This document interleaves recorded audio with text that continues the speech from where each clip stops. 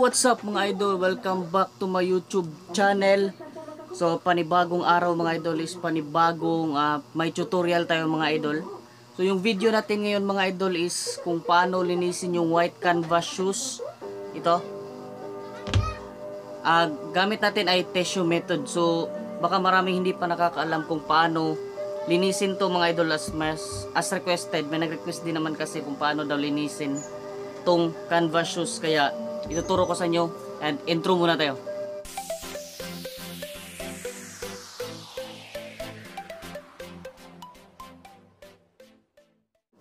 Maraming nagtatanong mga idol is kung paano nga ba linisin yung canvas shoes, at marami ring nagre-request sa akin. Yung mga solid subscribers natin dyan ay nagre-request kung paano nga daw linisin yung mga canvas type na sapatos mga idol, tulad ng Vans na canvas, basta yung mga type na canvas ng sapatos. Lalo na yung mga all white shoes mga idol. Kasi ito mga idol, yan, yung nakita nyo mga idol, yan. Yung mga canvas shoes white, lalo na yung mga puti mga idol na canvas is nag-yellowish talaga siya mga idol. Nag-yellow talaga siya sa mga user dyan na mga canvas na puti mga idol. Anong mga naranasan nyo sa mga ganitong sapatos, di ba nag-yellowish? So sapatos nga pala to ng girlfriend ko, kasi wala akong sapatos dito sa nasa kabilang bahay. Naiwan ko at wala naman akong canvas na sapatos, puro mga leather yun. Kaya ang gagamitin natin ngayon mga idol is lalabhan natin ito yung method natin, tissue. Kaya ituturo ko sa inyo mga idol kung paano para ma-apply nyo yung tama at makikita nyo yung effect mga idol. Effective siya, puputi talaga siya mga idol, lalo yung mga nag-yellowish na canvas. Kaya so lalabhan na natin to mga idol.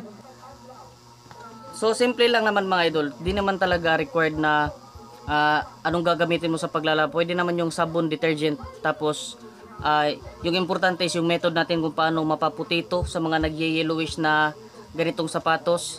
Kaya kahit wala kang ano dyan, kahit wala kang panglinis talaga ng sapatos, okay lang, pwede lang yun. Kahit detergent, okay lang. Kaya lalaban natin ito sa labas, papakita ko sa inyo step by step kung paano i-apply yung method para mas effective talaga siya mga idol. See you there. So unang-una mga idol is tatanggalin nyo muna yung lace. Yan. Tatanggalin natin yung lace. Kasi syempre, para makapaglaba tayo ng maayos, tatanggalin natin. Sa mga natural na talaga yan, kapag naglalaba ka ng sapatos mga idol, tatanggalin mo talaga yung lace.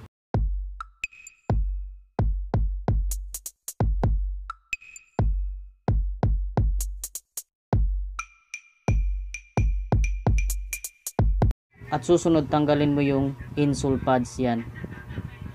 Insole pads, tanggalin mo yan. So ready? So yan, basahin nyo muna yung sapatos mga idol, yung pinaka first step. Yung hindi basang basa talaga, basahin nyo lang ng konti.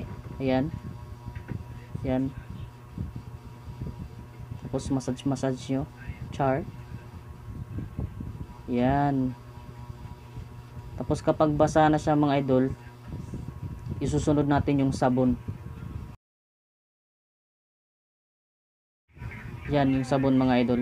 Okay lang detergent mga idol, o kaya yung ganyan bareta, kasi di naman talaga kailangan natin yung mamahaling para yung importante yung method natin ay masunod. Ayan. So lagyan natin ng tubig. Yan. Tapos konti lang, tapos ilagay nyo yung sabon. Yan. Kanya-kanyang trip niyan mga idol kung paano nyo labahan yung sapatos. Yung importante yung pangalawang method natin na gagawin, kung paano nyo i-apply. So yan, so lilinisin ko na siya mga idol. So mamaya pagkatapos nito, ipapakita ko sa inyo yung final method para puputi talaga siya.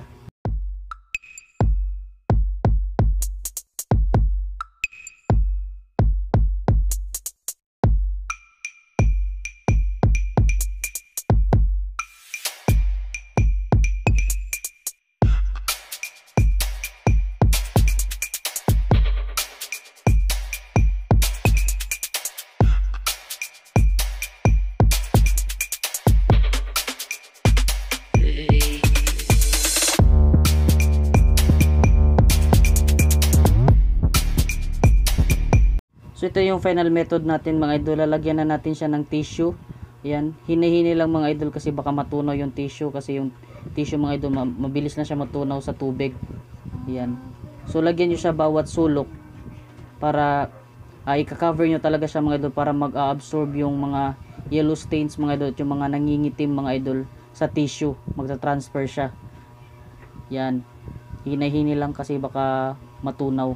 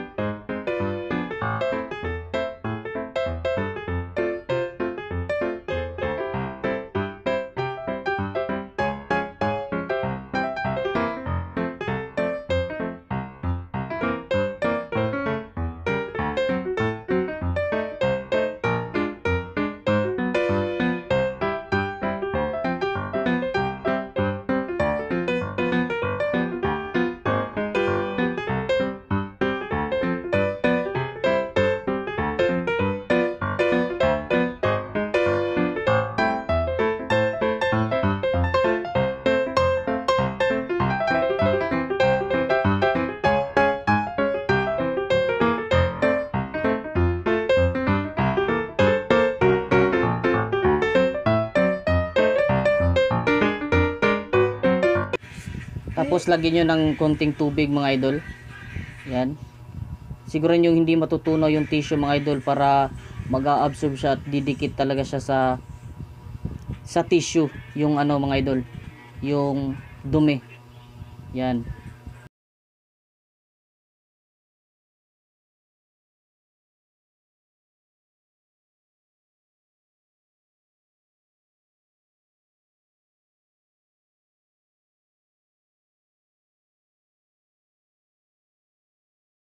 At pagkatapos ibibilad natin siya sa araw mga idol. Yan, ilalagay ko siya sa bubong. Sobrang init. Yan, ang init-init mga idol.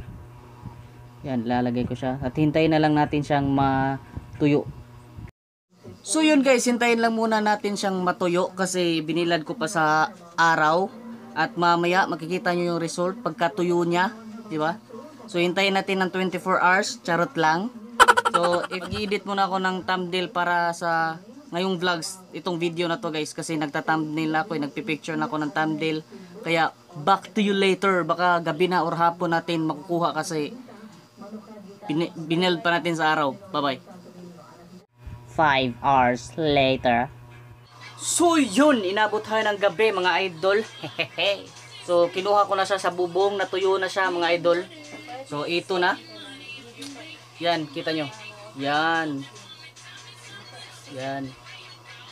Binalot ko talaga siya ng tissue mga idol. Kaya tingnan natin yung result mamaya kung effective ba. Kaya let's go. Balatan na natin. Char. Kunin na natin yung tissue. Let's go. 1, 2, 3. So yan. Okay na siya mga idol. Yan. Kita nyo naman. So kunin natin yung tissue mga idol kung okay na ba siya. Kaya let's remove the tissue. Yan. Ay, so daw? Ay, kuwan, di ay ka ng kuwan. Ano sa kong capsule? May design ba? Oh, kita mo po ya. Kita mo po, wait na ako. Nato ko ilan yung minsan. Since, tambok na kay ka po, oy. Tambok po ko, pero mas tambok isa si Rogie na ko sa. Tsaka tayo ka.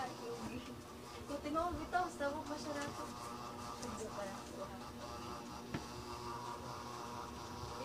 Yan. Jiding. Heto na siya mga idol. Yan. Ito lang, may tissue pa eh. Yan. So 100% effective siya mga idol at 100% na legit na nag-work talaga yung tissue method mga idol sa mga katulad nito mga idol na canvas mga idol. Puputi talaga siya mga idol. Kita-kita nyo naman kanina ang dumi-dumi. Tapos may yellowish siya. Tapos parang meron siyang mga black stains mga idol. Kaya kayang ma-absorb yan ni tissue. Kasi yung tissue mga idol, dun lilipat lahat ng stains dito mga idol. Yung mga yellow stains, black stains, yung mga parang nangingitim lilipat siya sa tissue. Kaya pagkakuha mo sa tissue mga idol, parang mag-yellowish yung tissue, tapos para may mga iitim-itim kasi ina-absorb niya mga idol. Yan. So yun, 100% effective talaga siya mga idol, at pumuti na talaga siya at nawala yung mga yellowish. Kanina mga idol sa pinakita ko may yellowish talaga siya mga idol, pero dahil sa lightning hindi talaga siya mapapansin, kaya may yellowish siya kanina, at yung mga may mga itim-itim mga idol dahil sa sobrang dumi. So ito na mga idol, na lace ko na. Di ba? 100% effective, 100% legit siya na paraan mga idol, para di na kayo gagastos ng mahal para lang mapaputi nyo ulit yung nag-yellowish nyo na canvas shoes. Kaya kung nagustuhan mo yung video mga idol, don't forget to like or thumbs up mga idol, at don't forget to subscribe, hit the notification bell para ma-update ka sa aking mga bagong videos. At salamat sa panunood mga idol, at sa susunod uli, bye bye, keep safe.